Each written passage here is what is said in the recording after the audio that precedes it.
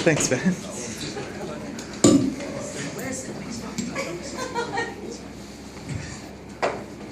What's up, bitches? We're gonna do what a brown person does best in a crowd. Bomb. See, I'm not like everyone else. You white people, you're also courageous and always want to speak to everyone in a crowd. I'm a bit embarrassed, so I have to have some Dutch courage. See, I don't understand why it's called Dutch courage. When I think of brave white people, Holland doesn't really come to mind. What I think of is Vikings. You know, Vikings, they were the real Nazis. Big, blonde, bulldozing motherfuckers. They come to your village, burn down, and bugger everyone, bulldoze shit. They'll fuck your shit up. And Vikings had awesome helmets. Every one of them had a helmet with horns coming out of it. Do you know how many deer had to die just so Vikings could have nice hats? But see, I think I'm not about political correctness, as you can tell. I feel like white people, which is everyone here, there was a one brown guy, but he fucked up because he knew I was going to come on stage. Yeah.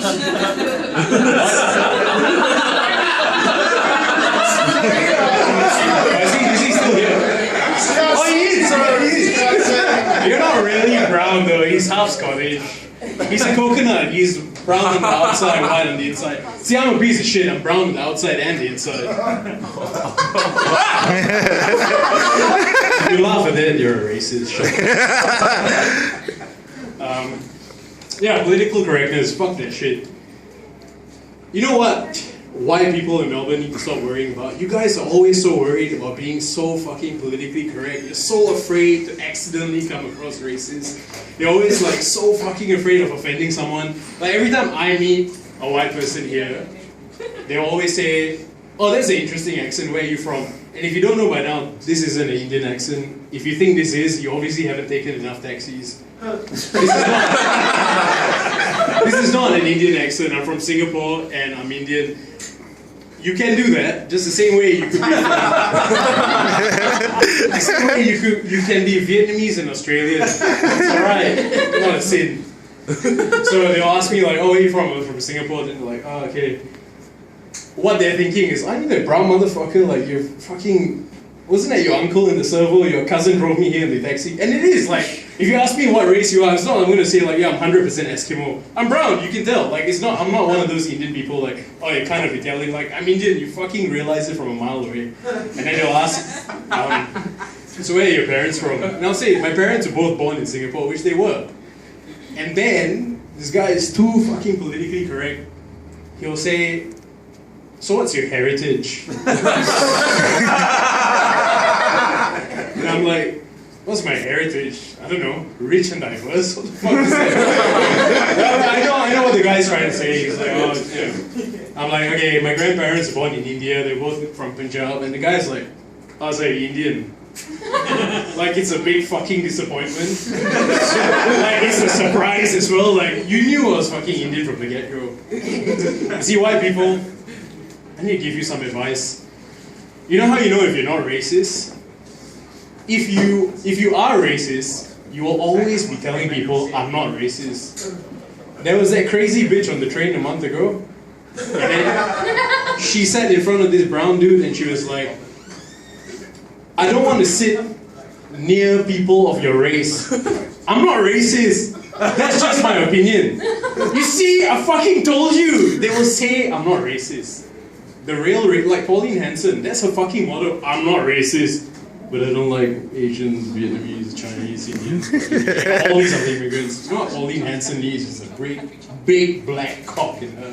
That's what Pauline Hanson needs. Pauline Hanson, have you seen her? She's a redhead, old, fucking miserable bitch. Fuck fish and chip shop, fuck that shit. You need a big black West African cock right up there. And his cock so fucking deep when the guy fucks her, like pops her left shoulder up.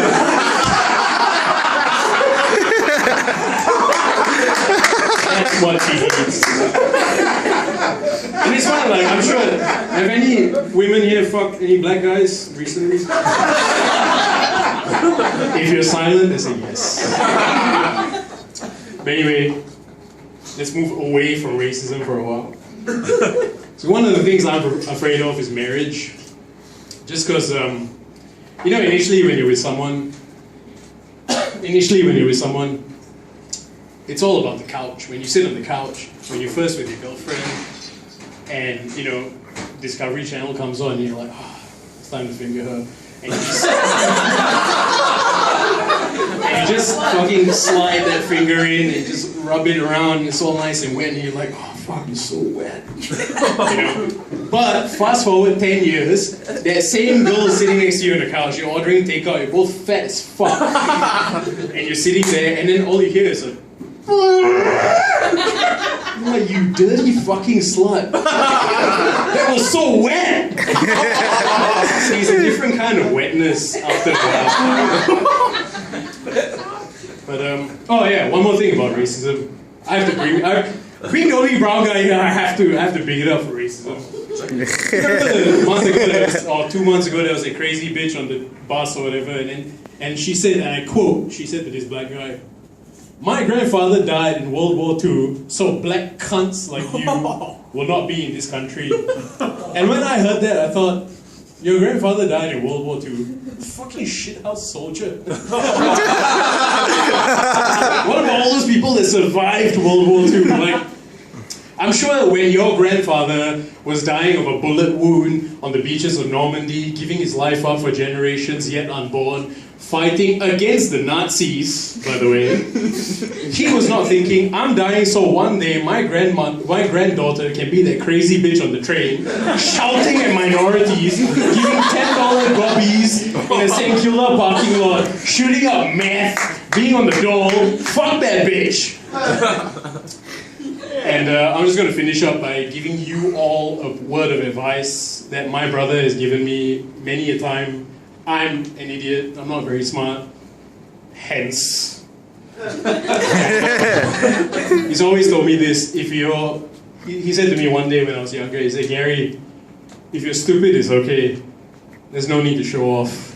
Thank you.